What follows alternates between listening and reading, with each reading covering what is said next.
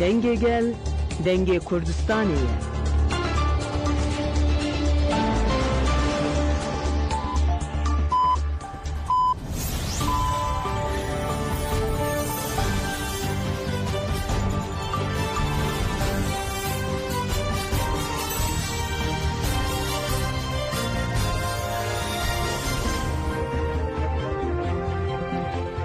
Danoçyan radyoya denge gelden başkodarin hece iru 29 Nisan 2025 seyşemli Brüksel'e saat nehla medede. Emen uçen serisi be peşkeş bikindem de mazadiyar heber apoya.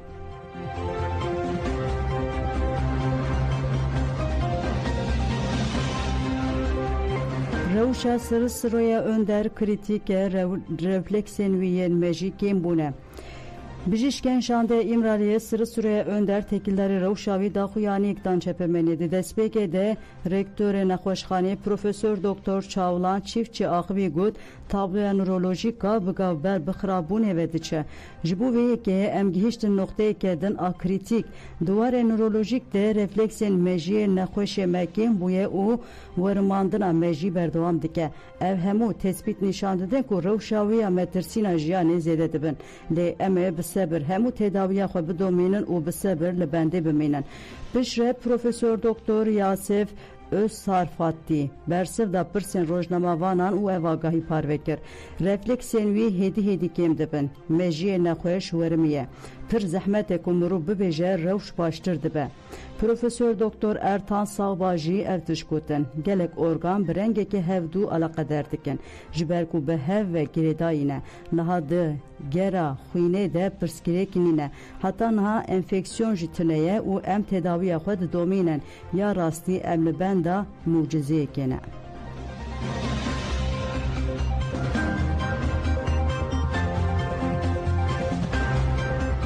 Keneke bi partiyên siyasî re giringiya konferansa Yekreziya Kurdî nîqaş kir. Şandeya Keneke çû serdana partiyên li Rojava û derbarê konferansê de hevdîtin kirin. Şande di destpêkê de çû serdana Meclisa Gelan a Demokratik û Rêveberiya Kantona Cizîrê. Piştre çû serdana Kongreya Star. Piştî hevdîtinan Şandeyê dest şankir ku wan di serdanan de li ser giringiya pêkanîna konferansa Yekrezî û Yekhelwestiya Kurdî li Rojavayê Kurdistanê axivîne. Şandeyê got ku ev serdan giringin û ew hatta 3 Nisanê serdana partî û saziyên Herêma Bakur û Şatê Sûriyeyê bikin.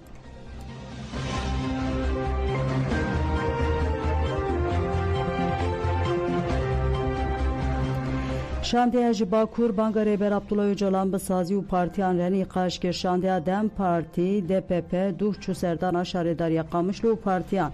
Tekildarî serdanan Mehmet Kamaç ji Ajansa Anhayê axivî got me ji bo gotûbêjkirina geşedanên li rojhilata navîn û pêvajoya aşiya li Tirkiye û Bakurê Kurdistanê hevdîtin bi aliyên cudarê kiriye. Armanca hevdîtinan ev e ku em li nêrînên partî û keseyêtan guhdarî bikin û pêşniyarên wan bigirin. Hewldan û hevdîtinên me devam dike. Mehmet Kamaş diyar kir ku serdanên wan yên partî û rêxistinên cudarê devam bikin.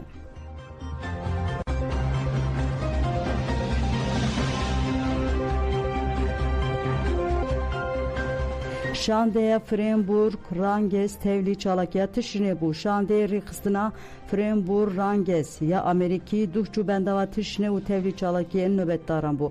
Nöbetdarên bendavê hêzên Qesedê û YPJ bi duruşmeyan Şandeya Amerîkî pêşwazî kirin.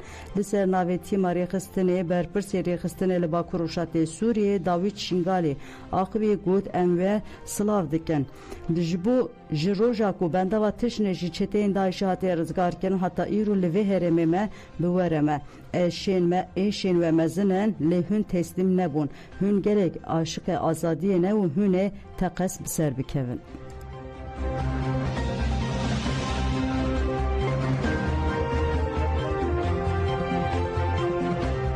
Gerilay HPG şehit Goran Dersim hat bîranîn. Gerilay HPG Hemed Hasan Nüveydis binasnav Goran Dersim di 21 Sibatê de li Guherzê Amediyê şehîd ket. Merasima bîranê ji bo şehîd Goran Dersim bi pêşengtiya Meclisa Malbatên Şehîdan ya Bajarokê Keşikê yê Çilagê hate pêkanîn. Endamê Kongreya İslama Demokratîk Melem Mehdî Xelîl axivî got Asta şehidan mina asta peygamber û resulane ji ber ku parastina rêgezên mirovî û rometa mirovaniyê canê xwe feda dikin. Piştî xaftinan li dengê şehîd goran Dêrsim hat guhdarî kirin û wesiqeya şehîd hat xwendin û radêsî malbatê wê hat kirin. Birayê şehîd goran hema de axivî û soza domandina riya şehîdan da merasim bi duruşmeyan bidawî bû.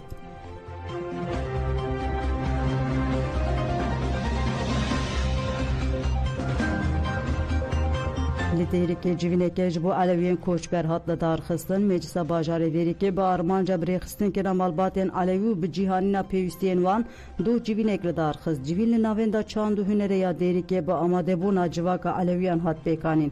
Rêveberê Meclisa Bajarê Dêrikê Ceger Mihemed axivî û girîngiya birêxistinekirina civakê û têkoşîna ji bo başkirina rewşên civakê, aborî û siyasî ziman di dawiyê de li dar daxwazên beşdaran hate guhdarî kirin.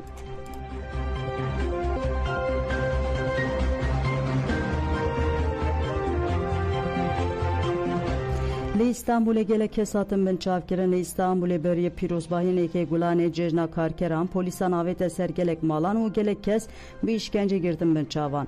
Çavkanên herîmî ragihandin ku di nava binçavkiriyan de ev kes hene. Hevserokê Beksavê Ahmet Uçar, Ayşe Nur Demir, ji kolektifa ekolojiye ya Polen Cemil Aksu, solistê grup Vardiya Ruşa Sabur, ji SP Aydın Kılıçdere Ali Haydar Saygılı, Hüseyin İldan, Cemre Nayir û Eylül Devrim Altepe, Liguri Agayan ji Partizan Top Sekna Şoreşkera Proleter û Kaldıra jî gelek kes hatine binçavkirin.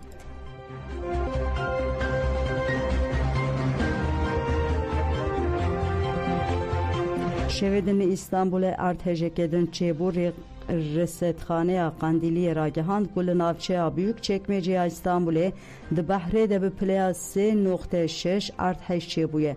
Hat ragihandu ku artheş 3.8 kilometredin dibin ardede çebuye.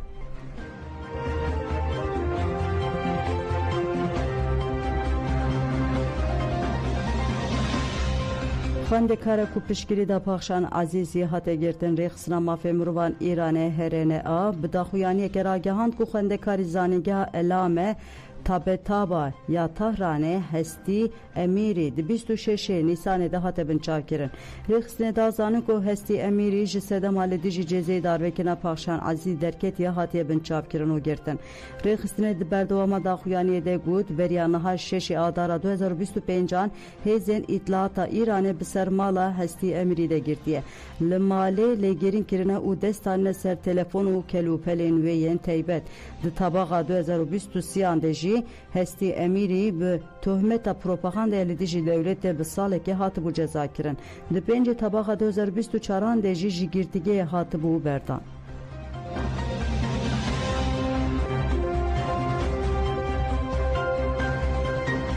Li İranê du kolber birîndar bûn malpêra kolbernivîsê ragihand ku du kolberên Kurd Ako Şerîfî 22 salî û Şîvan Alî Pur 25 salî li sinûrê bana ya Rûşlatê Kurdistanê ji aliyê hêzên rejima Îranê ve hatin gulebaran kirin. Di encama êrişa hêzên rejima Îranê de her du kolber bi giranî birîndar bû. Kolbernivîsê destşakir ku di sala 2024 de li Rûşlatê Kurdistanê de encama êrişên hêzên rejima Îranê de 53 kolberên Kurd hatine kuştin û 301 kolber jî bi giranî birîndar bûne.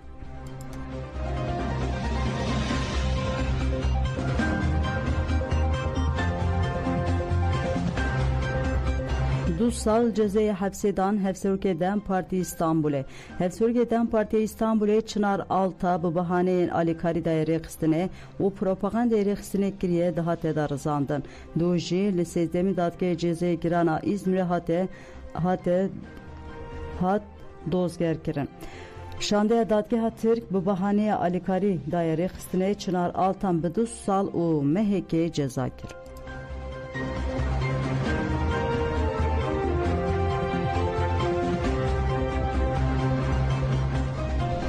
Irakê şera ve xwant lütke Ereban. Hat diyarkirin ku di hevdehê Gulanê de wê li Baxdayê bi beşdariya nûnerên 22 welatan suh û çaremîn lütke Ereban werê li darxistin.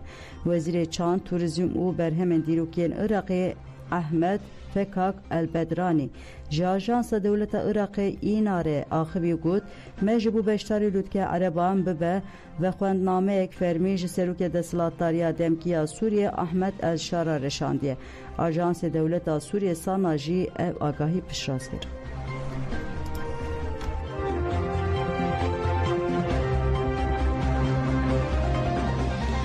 Telegodan cemenûçên saat neh pêşkêşkirin ana xatirê we dem baş.